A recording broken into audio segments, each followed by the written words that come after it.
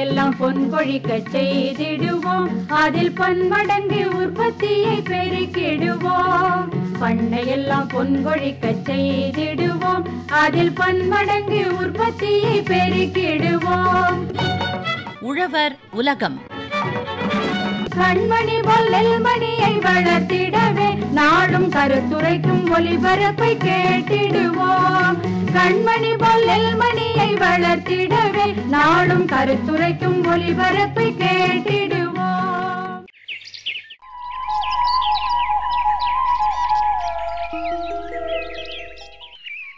மருதாணி, உன்னை பார்த்து எம்புட்டு நாளாச்சு. என் தம்பி கல்யாண வேலை ஆரம்பிச்சதுலேருந்து நேரமே கிடைக்க மாட்டேங்குதுக்கா. அதோட பயிற்சி வகுப்புக்கும் ஒன்று போக வேண்டியிருந்தது. அதான் யாரையுமே பார்க்க முடியலக்கா. அதனால என்ன மருதாணி, ஊரில் எல்லாரும் நல்லா இருக்காங்கல்ல? எல்லாரும் நல்லா இருக்காங்கக்கா.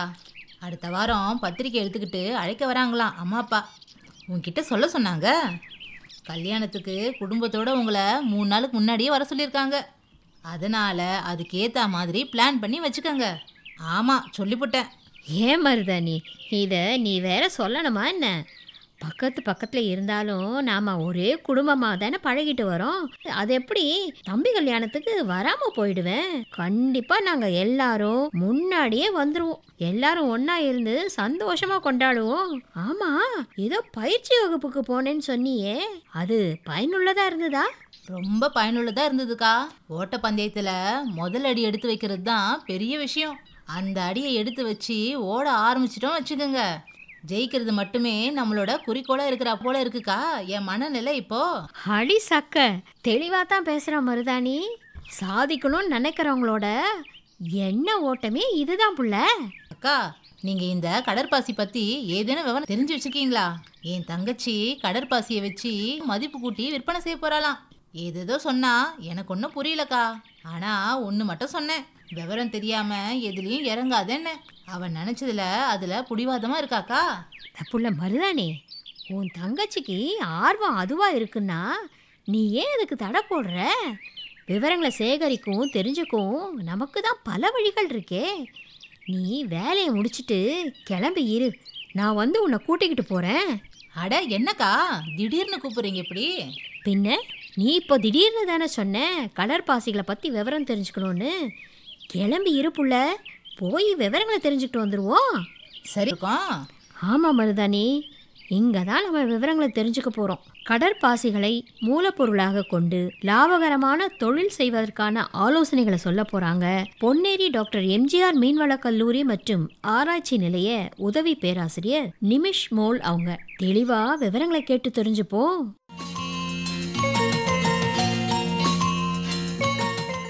கடற்பாசிகள் கடல் நீர் மற்றும் கடல் நீர் சார்ந்த பகுதிகளில் வளரும் பாசிகள் ஆகும். கடற்பாசிகளை அவற்றின் நிறமிகள் சார்ந்து 3 வகையாக பிரிப்பார்கள்: பச்சை, சிவப்பு மற்றும் பழுப்பு நிற பாசிகள் என. உலக அளவில் 6000 முதல் 16000 வரையிலான கடற்பாசி இனங்கள் இதுவரை கண்டறியப்பட்டுள்ளன. அவற்றில் சிவப்பு நிற கடற்பாசிகள் ஏராளமாகவும் இதனைத் தொடர்ந்து பச்சை மற்றும் பழுப்பு நிற பாசிகளும் காணப்படுகின்றன. இந்தியாவில் சிவப்பு நிற பாசிகளே அதிகமாக காணப்படுகிறது. சிவப்பு நிற கடற்பாசிகளில் உள்ள ஃபைகோஎரித்ரின் மற்றும் ஃபைகோசயானின் என்னும் நிறமிகள் அதிகமாக காணப்படுவதால் மற்ற நிறமிகளான குளோரோஃபில்லா ஏ, பி மற்றும் பீட்டா கரோட்டின் ஆகியவை காணப்பட்டாலும் அதிகமாக காணப்படுகின்ற ஃபைகோஎரித்ரின், ஃபைகோசயானின் ஆகியவற்றின் தன்மையான சிவப்பு நிறத்தையே இவை அதிகமாக வெளிப்படுத்தும். பச்சை பாசி மற்றும் மற்ற பெரிய தாவரங்களில் காணப்படும் ஸ்டார்ச்சுகள் இதில் காணப்படாது. புளோரிடியன் ஸ்டார்ச் அண்ட் புளோரிடோசைடு எனப்படும் வேதிகள் தான் அதிகமாக காணப்படும். இவற்றின் செல் சுவர்களில் செல்லுலோஸ், அகார் மற்றும் கேராஜினன் காணப்படும். இவைகள் பெரும் வணிக ரீதியான மூலப்பொருட்கள் ஆகும். சிவப்பு நிற கடல் பாசிகளுக்குள்ள கொராலின் பாசி வகை மிக முக்கியத்துவம் வாய்ந்ததாக காணப்படுகிறது. இவை அவற்றின் செல்லின் மேல் பகுதிகளில் கால்சியம் கார்பனேட்டை சுரக்கும். இந்த கிரஸ்டோஸ் கொராலின் பாசிகள் பவள பாறைகளை பாதுகாப்பதுடன் மறுசீர் வளர்ச்சிக்கும் உதவுகிறது. மருத்துவ உலகில் இவைகள் எலும்பு மாற்று சிகிச்சைகளுக்கு பயன்படுகிறது. பண்டைய காலங்களில் இவைகள் குடற்புழுக்களை கொல்வதற்கும் பயன்படுத்தி இருக்கின்றனர். இவற்றின் புதை படிவங்கள் மும்பை, கேரளா, காவிரி படுகை, அஸ்ஸாம் மற்றும் அந்தமான் நிக்கோபார் பகுதிகளிலும் காணப்படுகின்றன. சிவப்பு கடற்பாசியான பல்மேரியா பல்மாட்டா, கான்ட்ரஸ் கிறிஸ்பஸ், மாஸ்டோகார்பஸ் ஸ்டெல்லேட்டஸ் ஆகியவை அதிக அளவில் உணவாக பயன்படுத்தப்படுகின்றன. நோரி எனப்படும் புகழ்பெற்ற ஜப்பானிய உணவு போர்பைரா எனப்படும் சிவப்பு பாசியிலிருந்து தயாரிக்கப்படுகிறது. இது மிகவும் மதிப்புமிக்க கடல் பயிராக கருதப்படுகிறது. தயிர், சாக்லேட், புட்டிங்ஸில் சேர்க்கப்படுகின்ற கேராஜினன் எனப்படும் மூலப்பொருள் சிவப்பு கடற்பாசியான கப்பாஃபைக்கஸிலிருந்து தயாரிக்கப்படுகிறது. கிரேசிலேரியா, ஜெலீடியம் ஆகியவை அகார் தயாரிப்பதற்கு பயன்படுகிறது. அகார் நுண்ணுயிரிகள் வளர்வதற்கு மற்றும் உணவு மற்றும் உயிர் தொழில்நுட்ப தொழிற்சாலைகளில் பயன்படுத்தப்படுகிறது. பச்சை நிற கடற்பாசிகள் பெரிய தாவரங்களில் காணப்படுகின்ற அளவுக்கு குளோரோஃபில் ஏ மற்றும் பி நிறமிகளை கொண்டுள்ளது. இதனுடனே பீட்டா கரோட்டின் அண்ட் சாந்தோஃபில்ஸையும் இதில் காணப்படுகின்றன. இவற்றின் ஸ்டார்ச், கொழுப்பு ஆகியவை பெரிய தாவரங்களில் காணப்படுகிற அளவுக்கு காணப்படும். உல்வா லாட்டுகா என்னும் கடல் பாசியில் லாக்டோசாந்தின் எனப்படும் சிறந்த நிறமி காணப்படுகிறது. உல்வா, என்ட்ரோமார்பா ஆகியவை பச்சை நிற கடற்பாசிகள் ஆகும். பழுப்பு நிற கடற்பாசிகளில் ஃபியூகோசாந்தின் என்று அழைக்கப்படுகின்ற சாந்தோஃபில் நிறமி அதிகமாக காணப்படும். இதுவே அவற்றின் நிறத்திற்கும் காரணமாகும். சர்காசம், டர்பினேரியா, பதினா ஆகியவை பழுப்பு நிற பாசிகள் ஆகும். இவற்றின் செல் சுவர்கள் செல்லுலோஸ், அல்ஜினிக் ஆசிட் ஆகியவற்றால் செய்யப்பட்டிருக்கும். உலகிலேயே மிக நீளமான பாசியானது ஜயண்ட் கல்ப் எனப்படும் மேக்ரோசிஸ்டிஸ் பைரிஃபெரா ஆகும். இது பழுப்பு நிற வகையை சார்ந்தது. இது எவ்வளவு நீளம் வளரும் என்றால் 60 மீட்டர் நீளம் உள்ளதாக வளரும். இது மிகவும் வேகமாக வளரக்கூடியது. சுமார் 3 முதல் 5 இந்துகள் ஒரு நாளையில் வளரும். சிறந்த வளர்ப்பு சூழலில் ஒரு நாளில் 2 அடி வரை வளரக்கூடியது. உயரமான கடல் காடுகளாக பரவி கடல் உயிரினங்களுக்கு வாழ்விடமாக பயன்படுகிறது. இவை உலகிலேயே வேகமாக வளரும் கடல் பாசி ஆகும். பழுப்பு நிற கடல் பாசியின் 7 வகையான சாறுகள் மார்பக புற்றுநோயினை மற்றும் நரம்புகள் புற்றுநோய் செல்களின் வளர்ச்சியினை தடுப்பதுடன் புற்றுநோய் இல்லாத பகுதிகளில் பாதிப்பு ஏற்படுத்தாததாக காணப்படுகிறது. கடற்பாசிகளில் எவ்வளவு ஊட்டச்சத்து காணப்படுகிறது என்று பார்ப்போம். புரதமானது 5 முதல் 45% வரை காணப்படுகிறது. கனிமங்களான அயோடின், மெக்னீசியம், அயன் ஆகியவை காணப்படுகிறது. வைட்டமின்களில் B12, B காம்ப்ளெக்ஸ் A ஆகியவை காணப்படுகிறது. வளர்ப்பு பாசிகள் அதன் ஊட்டச்சத்து தேவையை பொறுத்து வளர் முறைகளை நிர்ணயிக்க முடியும். நோரி தயாரிப்பதற்கான பார்பைராவில் 45% புரதம் காணப்படுகிறது. இந்த மூலக்கூறுகளை பொறுத்து கடற்பாசியின் விலை நிர்ணயிக்கப்படும். வளர்ந்த நாடுகளில் அதிகம் உண்ணப்படுகின்ற துல்சே எனப்படும் கடல்பாசியின் உலர்ந்த 1 மெட்ரிக் டன் விலை $10,000 விற்கப்படுகிறது. 3.3 கிராம் நோரி உட்கொள்வதன் மூலமும் 9.3 கிராம் ஆஃப் ஓகோ புரதம் உட்கொள்வதன் மூலமும் மனிதர்களுக்கு பரிந்துரை செய்யப்பட்ட வைட்டமின் B12 தேவையினை பூர்த்தி செய்ய முடியும். லாபம் தரும் வணிகமாக இக்கடல் பாசி அமைவதற்கு மேலும் ஒரு காரணம் என்ன? கடல் பாசிகள் ஒரு சிறந்த புதுப்பிக்கத்தக்க ரினியூவபிள் ரிசோர்ஸ் வளமாக காணப்படுகிறது. கடற்பாசிகள் உயிர் செயல்பாட்டு சேர்மங்களின் தொகுப்பு வங்கியாக இயற்கையால் வழங்கப்பட்டிருக்கிறது. கடற்பாசிகளில் காணப்படும் 2ஆம் நிலை வளர்ச்சிதை மாற்றுப் பொருட்கள், பயோ ஆக்டிவ் மூலக்கூறுகள் அவற்றின் ஆக்சிஜனேட்ட எதிர்ப்பு, புற்றுநோய் எதிர்ப்பு மற்றும் உடல் பருமன் பண்புகள் காரணமாக அதிக ஆர்வத்தை ஈட்டுகின்றன. கடற்பாசிகள் பல்வேறு வகையான தனித்துவமான நிறமிகள் ஃபியூகோசாந்தின், சிஃபனோசாந்தின் மற்றும் பாலிசாக்கரைடுகளான ஃபியூகாய்டன் ஆகியவை காணப்படுகின்றன. இவைகள் நில தாவரங்களில் காணப்படுவதில்லை. மேலும் கடற்பாசிகள் மனித உடலுக்கு தேவையான புரதங்கள் நிறைந்ததாகவும் ஒமேகா 3 கொழுப்புகளின் ஆதாரமாகவும் வைட்டமின்கள் மற்றும் கனிமங்கள் கொண்ட சூப்பர் ஃபுட்டாகவும் விளங்குகின்றன. வருங்காலத்தில் உணவு பாதுகாப்பிற்கும் ஊட்டச்சத்து தேவையை நிறைவு செய்வதற்கும் மிக முக்கியமான உணவு பயிராக மாறும் என்பதில் சந்தேகமில்லை. நன்னீர் தேவையில்லாத பயிராகவும் பூச்சிக்கொல்லிகள் தேவைப்படாத பயிராகவும் காணப்படுகிறது. சோயாவை விட 5 மடங்கு புரதம் 1 ஏக்கரில் உற்பத்தியாகிறது. கடல் வளத்தை பாதுகாக்கிறது. கடல் உயிரினங்களின் உறைவிடமாக அமைகிறது. காலநிலை மாற்றத்தை மறுசீரமைப்பு செய்கிறது. இப்பெரும் பயன்களை உடைய கடற்பாசியினை வளர்ந்த நாடுகள் பணப்பயிராக மிகச் சிறப்பாக செயல்படுத்துகின்றனர். உணவு மற்றும் வேளாண்மை அமைப்பின் 2021 அறிக்கையின்படி உலக அளவில் உற்பத்தியில் இந்தியாவின் பங்களிப்பு 0.01% ஆக மட்டுமே அமைந்துள்ளது. பிரதமர் மத்ஸ்ய சம்பதா யோஜனா திட்டத்தின் கீழ் மத்திய அரசு பல்வேறு வகையான உதவிகளை கடற்பாசி உற்பத்தியினை பெருக்குவதற்காகவும் பதப்படுத்துதல் மற்றும் சந்தைப்படுத்துதலை ஊக்குவிப்பதற்காகவும் செயல்படுத்தி வருகிறது. 2025ஆம் ஆண்டில் 1,21,000 டன்களாக உற்பத்தி அளவினை பெருக்க திட்டமிட்டுள்ளது. தமிழ்நாடு மற்றும் குஜராத் கடற்கரைகள், லட்சத்தீவு மற்றும் அந்தமான் நிக்கோபார் தீவுகள் கடற்பாசிகள் வளர்வதற்கு ஏற்ற சூழலாக காணப்படுகிறது. மும்பை, ரத்னகிரி, கோவா, கார்வார், வர்கலா, விழிஞம், பழவேற்காடு, மண்டபம், ஆந்திர பிரதேசம் மற்றும் ஒரிசாவில் வளமான கடற்பாசி படுகைகள் காணப்படுகின்றன. இந்திய கடலோர பகுதியில் 271 இனங்களை சேர்ந்த சுமார் 1153 கடற்பாசி இனங்கள் உள்ளன. அவற்றில் 60 இனங்கள் பொருளாதார மதிப்பை கொண்டுள்ளன. அதிகபட்ச எண்ணிக்கையிலான கடற்பாசி வகைகள் தமிழ்நாட்டில் பதிவாகியுள்ளன. மண்டபம் என்னும் கிராமத்தில் மட்டும் 180 வகையான கடற்பாசி வகைகள் உள்ளன. அவற்றில் 40 இனங்கள் பொருளாதார ஆற்றலை கொண்டுள்ளன. மன்னார் வளைகுடா பகுதியில் 42 வகையான பச்சை பாசிகளும் 31 வகையான பழுப்பு நிற பாசிகளும் 69 வகையான சிவப்பு நிற பாசிகளும் காணப்படுகின்றன. பொருளாதார ரீதியாக முக்கியமான இனங்களாக ஜெலிடெல்லா, அசிரோசா, கிரேசிலேரியா எடுலிஸ், ஹிப்னேசியா, அகாந்தாஃபோரா, சர்காசம், டர்பினேரியா, சிஸ்டோசீரா, ஹாமோஃபைசா, உல்வா, என்ட்ரோமார்பா, காலர்பா, கோடியம் ஆகியவை காணப்படுகின்றது. இந்தியா சுமார் 8000 கிலோமீட்டர் நீளமுள்ள நீண்ட வளமான உயிரி பன்முகத்தன்மை கொண்ட கடற்பாசி வளர்ப்பதற்கு ஏற்ற கடற்கரைகளை கொண்டுள்ளது. இப்பெரும் பயனுடைய கடற்பாசியினை தரமான மூலப்பொருளாக தயாரித்து விற்பதனாலும், உயிரி செயல்பாடு கொண்ட மூலக்கூறுகளை பிரித்தெடுப்பதாலும், உணவு மற்றும் தீவனங்களாக தயாரிப்பதாலும் லாபம் தரும் தொழிலாக அமைவதுடன், உணவு பாதுகாப்பு மற்றும் ஊட்டச்சத்து தேவையினை நிறைவு செய்வதுடன் கடல் சார்ந்த மக்களின் மாற்று வாழ்வாதாரமாகவும் அமையும் என்பதில் ஐயமில்லை.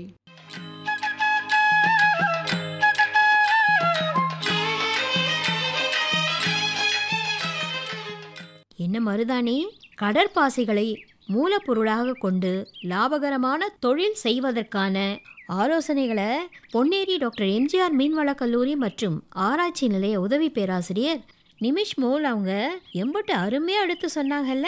இந்த விவரங்கள் உன் தங்கச்சி செய்ய போகிற முயற்சிக்கு கண்டிப்பாக கை கொடுக்கும் புள்ள. பட்டக்கா, நாற்று நடுறதுக்கு முன்னே நிலத்தை எப்படி பண்படுத்தி தயார் செய்கிறோமோ அது போல இருந்துச்சு இவங்க சொன்ன ஆலோசனைகள். இந்த விவரங்களை கேட்ட பிறகு என் தங்கச்சி நல்லதொரு முயற்சியை தான் செய்ய போறான்னு புரிஞ்சுக்கிட்டேன்க்கா. மருதாணி, இது மாதிரி தொழில் ஆர்வம் உள்ளவங்களை நாம ஊக்குவிச்சு நம்மால ஆன உதவிகளை செய்தாலே போதும். இங்க தொழில் முனைவோரா பல ஆலமரங்கள் முளைக்க ஆரம்பிச்சிடும். பசிக்கு சோறு போடு, தாகத்துக்கு தண்ணீர் கொடு, வாழ்க்கை தேடலுக்கு வழியை காட்டு. இதுதானக்கா நீங்க சொல்ல வர்றது? அதேதான் மருதாணி.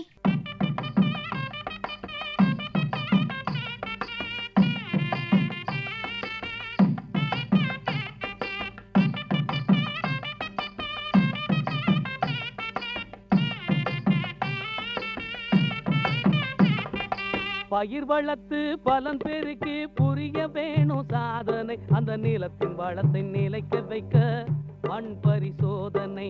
பயிர் வளர்த்து பலன் பெருக்கி புரிய வேணும் சாதனை, அந்த நிலத்தின் வளத்தை நிலைக்க வைக்க மண் பரிசோதனை. உரத்தின் செலவை குறைச்சி மண் தரத்தின் அளவை தெரிஞ்சு, உரத்தின் செலவை குறைச்சி மண் தரத்தின் அளவை தெரிஞ்சு, பயிர் வளர்த்து பலன் பெருக்கி புரிய வேணும் சாதனை, அந்த நிலத்தின் வளத்தை நிலைக்க வைக்க மண் பரிசோதனை.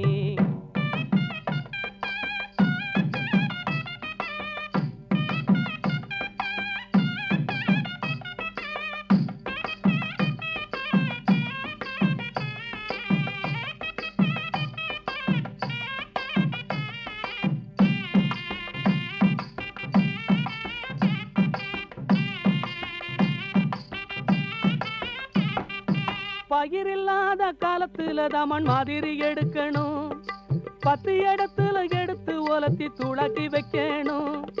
பயிர் இல்லாத காலத்துல தான் மண் மாதிரி எடுக்கணும், 10 இடத்துல எடுத்து உலர்த்தி துளாக்கி வைக்கணும். வடிவத்தில் வெட்டி சேகரித்து பகுத்து பிரிக்கணும், வடிவத்தில் வெட்டி சேகரித்து பகுத்து பிரிக்கணும். மண் மாதிரியோடு தகவல் அட்டையை இணைச்சி அனுப்பணும், மண் மாதிரியோடு தகவல் அட்டையை இணைச்சி அனுப்பணும். பயிர் வளர்த்து பலன் பெருக்கி புரிய வேணும் சாதனை, அந்த நிலத்தின் வளத்தின் நிலைக்க வைக்க மண் பரிசோதனை.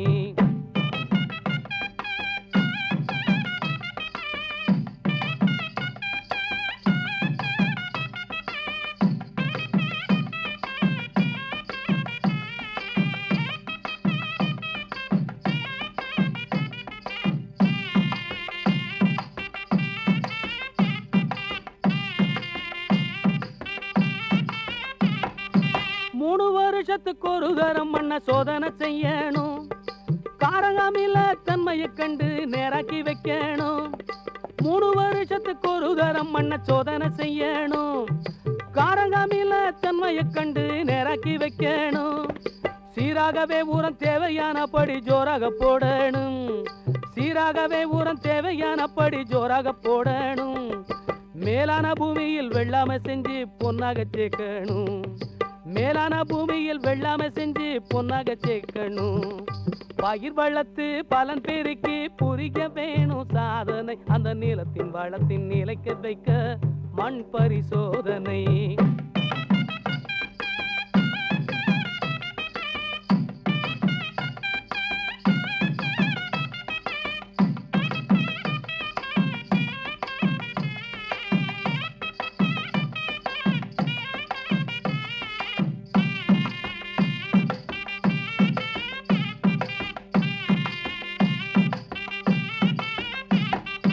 வரப்போற மண் குப்பமேட்டு மண் மாதிரிக்காகாது. வரப்போற மண் குப்பமேட்டு மண் மாதிரிக்காகாது. உரமிட்ட 3 மாசத்துக்குள்ள மண் மாதிரி கூடாது. உரமிட்ட 3 மாசத்துக்குள்ள மண் மாதிரி கூடாது. பயிர் இருக்கும் காலத்தில மண் சோதனை கூடாது. பயிர் இருக்கும் காலத்தில மண் சோதனை கூடாது. உரப்பைகளில் மாதிரி எடுத்து அனுப்பக்கூடாது. உரப்பைகளில் மாதிரி எடுத்து அனுப்பக்கூடாது.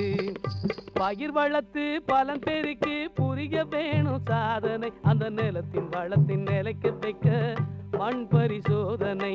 பயிர் வளர்த்து பலன் பெருக்கி புரிய வேணும் சாதனை. அந்த நிலத்தின் வளத்தின் நிலைக்க வைக்க மண் பரிசோதனை. உரத்தின் செலவை குறைச்சி மண் தரத்தின் அளவை தெரிஞ்சு. உரத்தின் செலவை குறைச்சி மண் தரத்தின் அளவை தெரிஞ்சு. பயிர் வளர்த்து பலன் பெருக்கி புரிய வேணும் சாதனை. அந்த நிலத்தின் வளத்தை நிலைக்க வைக்க மண் பரிசோதனை.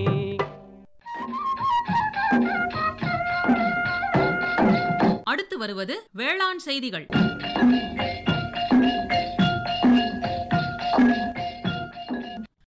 மண்ணில் உரம் வீணாவதை தடுக்கும் வழிமுறைகள்.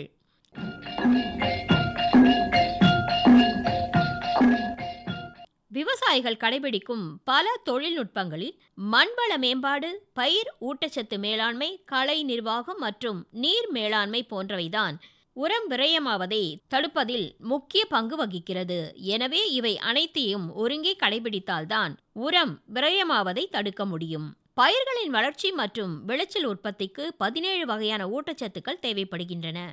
அவற்றுள் கார்பன், நைட்ரஜன், ஆக்சிஜன் போன்றவை காற்று மற்றும் நீரின் மூலம் பயிர்கள் எடுத்துக்கொள்கின்றன. தழை, மணி, சாம்பல் சத்துக்கள் முதல் நிலை பேரூட்டச்சத்துக்கள் என்றும், சுண்ணாம்பு, மெக்னீசியம், கந்தகம் போன்றவை 2ஆம் நிலை பேரூட்டச்சத்துக்கள் என்றும், துத்தநாகம், இரும்பு, தாமிரம், மாங்கனீஸ், போரான், குளோரின், நிக்கல் போன்றவை நுண்ணூட்டச்சத்துக்கள் எனவும் வகைப்படுத்தப்பட்டுள்ளன. பேரூட்டச்சத்துக்களை அதிக அளவிலும் நுண்ணூட்டச்சத்துக்களை குறைந்த அளவிலும் பயிர்கள் எடுத்துக்கொள்கின்றன. பயிர்கள் தொடர்ந்து மண்ணிலிருந்து ஊட்டச்சத்துக்களை எடுத்துக்கொண்டிருப்பதால் நாளடைவில் மண்ணில் சத்துக்களின் குறைபாடு ஏற்பட்டு அதன் அறிகுறிகள் பயிர்களில் தென்பட ஆரம்பிக்கும். இது விளைச்சலை வெகுவாக குறைத்துவிடும். இந்த சூழலில் பயிர்களுக்கு தேவையான ஊட்டச்சத்துக்கள் தேவையான அளவு தேவையான போது தொடர்ந்து கிடைக்க வழிவகை செய்தால்தான் பயிர்களின் வளர்ச்சி குன்றாமல் முழுமையாக விளைச்சலை பெற முடியும். உரம் விரயமாவதை தவிர்க்க முதலில் மண் வளத்தை மேம்படுத்த வேண்டும். மண் வளத்தை மேம்படுத்த முதலில் நாம் நம் மண்ணில் உள்ள குறைபாடுகளை கண்டறிய வேண்டும். மண் பரிசோதனை செய்து குறைபாடுகளை நிவர்த்தி செய்ய வேண்டும். பிறகு பயிர்களின் தேவைக்கேற்ப சமச்சீர் உரமிடுவதோடு மண் வளத்தை மேம்படுத்த இயற்கை எருக்களை அதிக அளவு இட வேண்டும். மக்கக்கூடிய கழிவுகள், காய்கறி கழிவுகள், பயிர் கழிவுகள், கால்நடை கழிவுகள், வேளாண் ஆலை சார்ந்த கழிவுகளான காகித ஆலை கழிவுகள், சர்க்கரை ஆலை கழிவுகளான பிரஸ்மெட், எரிசாராய வடிப்பாலை வடிநீர், ஜவ்வரிசி தொழிற்சாலை கழிவுகள், தென்னை நார் கழிவுகள் போன்றவை பயன்படுத்தப்படுகின்ற போது மண்ணில் இருந்து பயிர்களால் எடுக்கப்பட்ட சத்துக்கள் மீண்டும் மண்ணுக்கே போய் சேர வாய்ப்பு ஏற்படும். மக்கக்கூடிய அனைத்து கழிவுகளையும் கம்போஸ்ட் தொழில்நுட்பம் மூலம் இயற்கை உரங்களாகவும் மண்புழு உரங்களாகவும் தயார் செய்து மண்ணில் இட்டு வளத்தை மேம்படுத்த வேண்டும். வயல் ஓரங்களிலும் சாலை ஓரங்களிலும் கிடைக்கக்கூடிய பசுந்தழைகளான எருக்கு, சீமை அகத்தி, அகத்தி, வாதநாராயண மர இலைகள் போன்ற எளிதில் மக்கக்கூடிய இலைகளையும், பசுந்தாள் உரப்பயிர்களான சணப்பை, தக்கைப்பூண்டு, கொழிஞ்சி போன்றவற்றையும் நெல் சாகுபடி செய்யும்போது இட்டு மண் வளத்தை மேம்படுத்தலாம். இயற்கை உரங்களை மண்ணுக்கு இடும்போது மண் பலவிதமான நன்மைகளை பெறுகிறது. மண்ணில் இயற்பியல் தன்மைகளான மண்ணில் நீர்பிடிப்பு திறன், பொலபலப்பு தன்மை, நீர் காற்று பரிமாற்ற நிலை ஆகியவை நல்ல நிலைக்கு மாற்றப்படுகின்றன. மண்ணில் நுண்ணுயிர்கள் மற்றும் கரிமச்சத்தின் அளவு தேவையான அளவுக்கு மேம்பாடு அடைகின்றன. மண்ணில் கரிமச்சத்தின் அளவு அதிகமாகும் போதுதான் இடப்படுகின்ற ரசாயன உரங்களில் உள்ள ஊட்டச்சத்துக்கள் மண்ணில் உள்ள கனிம மற்றும் கரிமத்தின் கூட்டு முயற்சியால் ஈர்க்கப்பட்டு சத்துக்கள் நீரின் மூலமும் காற்றின் மூலமும் விரயமாவது தவிர்க்கப்படும். மண்வளம் மேம்படுத்தப்பட்ட நிலத்தில் பயிர் சாகுபடி செய்தாலும் பயிருக்கு தேவையான பேரூட்ட சத்துக்களான தழை, மணி, சாம்பல் போன்ற சத்துக்கள் அதிகமாக தேவைப்படுவதால் அவற்றை ரசாயன உரங்கள் மூலம் மண்ணில் இட வேண்டும். அவ்வாறு இடும்போது இந்த சத்துக்கள் மேம்படுத்தப்பட்டு வளமான மண்ணில் கலந்து பயிர்களுக்கு தேவையான அளவு தேவையான தருணத்தில் கிடைக்கும். மண்வளம் மேம்பாடு அடையாவிடில் இச்சத்துக்கள் பயிர்களுக்கு கிடைப்பதை விட விரயமாவது அதிகமாகும். இந்த சத்துக்கள் நீர் பாய்ச்சும் போது வளமான மண்ணில் நீர் உறிஞ்சி உரங்களை கரைய செய்து பயிர்களுக்கு கிடைக்க ஏதுவாக அமையும். இல்லாவிடில் மண்ணில் உரம் கரைந்து நீர் மண்ணின் வேர்பகுதிக்கு அப்பால் கொண்டு சென்று பயிர்களுக்கு கிடைக்காமல் செய்துவிடும். எனவே மண்வள மேம்பாடு உர விரயமாவதை தடுப்பதில் மிக முக்கிய பங்கு வகிக்கிறது. பயிருக்கு தேவையான ஊட்டங்கள் மண் ஆய்வின் அடிப்படையில் சமச்சீர் முறையில் ரசாயன உரங்களாக இடுவதால் தேவைக்கு அதிகமாக உரமிடுவதை தவிர்க்கலாம். இதன்படி பயிர்களுக்கு ஏற்ப தேவைப்படும் ரசாயன உரங்களை தேவையான தருணத்தில் இட வேண்டும். அதாவது தழைச்சத்துக்களை அடி உரமாக ஒரு முறை இடுவதை விட பயிரின் வளர்ச்சிக்கு ஏற்ப தேவை எறிந்து 2 அல்லது 3 முறை பிரித்து இட வேண்டும். தழைச்சத்து குறைபாடு தென்படும் முன் நெல்லிற்கு இலை வண்ண அட்டையை பயன்படுத்தி உரமிடுவதால் தழைச்சத்து வீணாவதை குறைப்பதோடு பயிருக்கு தேவையான அளவு வளர்ச்சிக்கு ஏற்ப கிடைக்க வழிவகை செய்யும். 5 பங்கு யூரியா மற்றும் 4 பங்கு ஜிப்சத்தை 1 பங்கு வேப்பம் புண்ணாக்குடன் கலந்து 24 மணி நேரம் வைத்திருந்து இடுவதால் வேப்பம் புண்ணாக்கில் உள்ள வேதிப்பொருட்கள் தழைச்சத்தை வீணாவதை தடுத்து சிறிது சிறிதாக பயிர்களுக்கு கிடைக்க வழிவகை செய்கிறது. இதேபோல மணிச்சத்து மண்ணிலிருந்து கரையாது.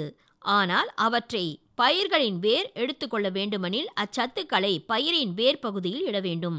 எனவே மணிச்சத்தை எப்போதும் அடியுரமாக இட வேண்டும். அது மட்டுமல்லாமல் மணிச்சத்து உரமாக ராக் பாஸ்பேட் போன்ற உரங்களை மக்கிய தொழு உரங்களுடன் கலந்து மூட்டம் போட்டு 1 மாதம் கழித்து அடியுரமாக இடுவதால் ராக் பாஸ்பேட்டில் கரையாத நிலையில் உள்ள மணிச்சத்தை தொழு உரம் மற்றும் கம்போஸ்ட் போன்றவற்றிலிருந்து வெளிவரும் அங்கக அமிலங்கள் கொஞ்சம் கொஞ்சமாக கரைய செய்து பயிர்களின் வேர் பகுதியில் கிடைக்குமாறு செய்வதோடு மணிச்சத்து உரம் வீணாவதை தடுத்து பயிருக்கு தேவையான போது கிடைத்து கொண்டே இருப்பதால் பயிர்களின் வளர்ச்சி மற்றும் விளைச்சல் பாதிக்காது. மண் பரிசோதனையின் வாயிலாக நுண்ணூட்டச்சத்து பற்றாக்குறை இருப்பின் தேவையான நுண்ணூட்டத்தை தொழு உரத்துடன் கலந்து அடி உரமாக சீராக தூவ வேண்டும். மண்ணில் இடப்படும் உரங்கள் மட்டுமல்லாமல் நம் மாட்டு தொழுவத்தில் இருந்து விரயமாகும் மாட்டு கோமியத்தை சேமிக்க மாட்டு தொழுவத்தில் வைக்கோல் மற்றும் பண்ணை கழிவு படுக்கை அமைத்து கோமியத்திலிருந்து தழைச்சத்து விரயமாவதை தடுக்கலாம். களைகள் பயிர்களுடன் பல வழிகளில் போட்டி போடுகின்றன. களைகள் நீர், ஊட்டச்சத்து, இடைவெளி போன்றவற்றினால் போட்டி போட்டாலும் நீரும் ஊட்டமும் தான் முக்கிய பங்கு வகிக்கிறது. மண்ணில் இடப்படும் உரம் களைகளால் உறிஞ்சப்படுவதால் பயிர்களுக்கு கிடைக்காமல் வீணாகிறது. எனவே உரம் வீணாகாமல் பயிர்களுக்கு கிடைக்க வேண்டுமெனில் களை நிர்வாகத்தை திறம்பட செய்ய வேண்டும். எந்த பயிர் சாகுபடி செய்தாலும் களைகளை கட்டுப்படுத்துவதில் தொடர்ந்து ஈடுபட வேண்டும். அதாவது மழை பெய்த பிறகு களை முளைத்து வளரும் போது மண்ணோடு சேர்ந்து உழ வேண்டும். பயிர் சாகுபடிக்கு பிறகு சிறு சிறு களைகளாக இருக்கும் போதே களை எடுத்து ஊட்டச்சத்துக்கள் களைகளால் உறிஞ்சப்படுவதை தவிர்க்கலாம். பயிர்களுக்கு ஏற்ப தேவையான களைக்கொல்லிகளை பயன்படுத்தியும் களைகளை கட்டுப்படுத்தலாம். இதனால் உரம் பயிர்களுக்கு கிடைக்காமல் வீணாவது தடுக்கப்படும். பயிர்கள் மண்ணிலிருந்து சத்துக்கள் எடுப்பதற்கு நீரின் பங்கு மிகவும் முக்கியமானதாகும். ஏனெனில் இந்த ஊட்டச்சத்துக்கள் யாவும் நீரில் கரைந்தால்தான் பயிர்களால் எடுத்துக்கொள்ள முடியும். உரம் மண்ணில் இட்டு கலந்த பிறகு நீர் இருந்தால்தான் உரம் கரைந்து நீரும் உரங்களில் உள்ள சத்துக்களும் பயிர்களால் எடுத்துக்கொள்ள முடியும். நீரும் ஊட்டமும் சேர்ந்து பயிருக்கு கிடைக்க வேண்டுமானால் நீரும் ஊட்டமும் மண்ணின் வேர்பகுதியில் பயிரின் தேவைக்கேற்ப இருக்குமாறு அமைய வேண்டும். அவ்வாறு செய்தால்தான் ஊட்டச்சத்து பயிருக்கு சீராக கிடைக்கும். நீர் பாய்ச்சுவதில் மிகவும் கவனம் செலுத்த வேண்டும். அதாவது மண்ணிற்கேற்பவும் பயிரின் தேவைக்கு ஏற்பவும் நீர் பாய்ச்சினால் உரம் விரயமாவதை தடுப்பதோடு பயிர்களின் தேவையான ஊட்டம் மண்ணின் வேர்ப்பகுதியில் தொடர்ந்து இருந்து கொண்டே இருக்கும். இல்லாவிடில் வீணாகிவிடும். நீரின் அளவு அதிகமாகும் போது உரம் நீரில் கரைந்து மண்ணின் வேர்ப்பகுதிக்கு அப்பால் சென்றுவிட்டால் பயிருக்கு கிடைக்க வேண்டிய உரம் வீணாகி மண்ணில் ஆழ்பகுதிக்கு சென்றுவிடும். மழைக்காலங்களில் அதிக நீரின் காரணமாக உரம் அடித்து செல்லப்பட்டு விரயமாகும். எனவே வானிலைக்கும் மண்ணின் பௌதிக தன்மைக்கும் ஏற்றபடி பயிரின் தேவைக்கேற்ப தேவையான போது நீர் பாய்ச்சுவதால் உரம் வீணாவதை தடுக்கலாம். மானாவாரி பயிர்களுக்கு உரமிடுகிற போது மழைக்காலங்களில் உரமிடுவது சாலச் சிறந்தது. இதனால் மழை நீரின் மூலம் உரம் கரைந்து பயிருக்கு கிடைக்க ஏதுவாக அமையும். சொட்டு நீர் பாசனம் அமைக்கின்ற போது மண்ணின் தன்மைக்கேற்ப மாற்றியமைக்க வேண்டும். அதாவது மணற்பாங்கான மணல் சாரியான நிலங்களில் நீர் வேகமாக கீழ்நோக்கி செல்வதால் சொட்டு நீர் குழாயில் நீர் சொட்டும் இடைவெளி குறுகலாக இருக்குமாறு அமைக்க வேண்டும்.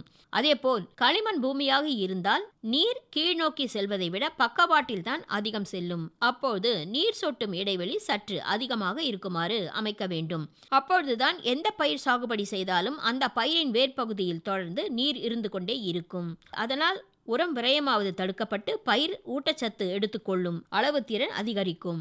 உயிர் உரங்களான அசோஸ்பைரில்லம், பாஸ்போபாக்டீரியா, ரைசோபியம், துத்தநாகம் மற்றும் சிலிகேட்டை கரைய செய்யும் பாக்டீரியா மைக்கோரைசா பூசணம் போன்றவை பயன்படுத்தும் போது 25% ரசாயன உர தேவையை குறைத்து உரச்செலவை குறைக்கலாம். உயிர் உரங்களை பயன்படுத்தும் போது அதிக ரசாயன உரங்களை இடுவதை தவிர்த்து நல்ல விளைச்சலை பெறலாம். அதனை விடுத்து தேவைக்கு அதிகமாகவும் முறையற்ற உபயோகத்தின் காரணமாக தொடர்ந்து இடப்படும் உரங்கள் மண்ணில் ஊடுருவி நிலத்தடி நீரிலும் ஏரி குளங்களிலும் சென்றடைவதால் ஏரி குளங்களில் இருந்து தேவையற்ற ஆகாய தாமரை, வேலி, காட்டாமணக்கு போன்ற செடிகள் வளர்ந்து சுற்றுச்சூழலையும் மாசுபடுத்திவிடும்.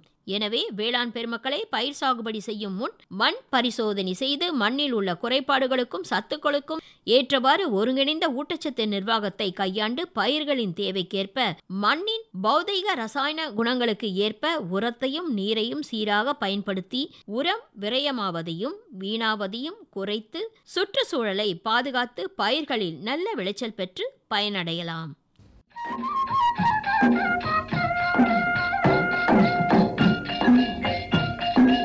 இதுவரை வேளாண் செய்திகள் கேட்டீர்கள்.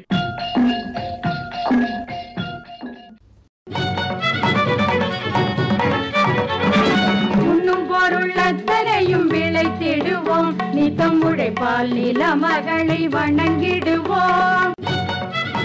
அமைப்பில் உதவி சி.வி. பிரேமா சந்தோஷ். உண்ணும் பொருள் அத்தனையும் விளைத்திடுவோம், நித்தம் உழைப்பால் நில மகளை வணங்கிடுவோம். நிகழ்ச்சி அமைப்பு எஸ். முருகேசன். பொட்டலையும் பூம்பொழிலாய் திருத்திடுவோம், அதற்கு புத்தம் புது முறைகளையும் புகுத்திடுவோம். பொட்டலையும் பூம்பொழிலாய் திருத்திடுவோம், அதற்கு புத்தம் புது முறைகளையும் புகுத்திடுவோம். இத்துடன் இன்றைய உழவர் உலகம் நிகழ்ச்சி நிறைவு பெறுகிறது. பட்டி தொட்டி சொர்க்கமாக பாடுபட்டே நம் பாரத சமுதாயத்தை உயர்த்திடுவோம். பட்டி தொட்டி சொர்க்கமாக பாடுபட்டே நம் பாரத சமுதாயத்தை உயர்த்திடுவோம்.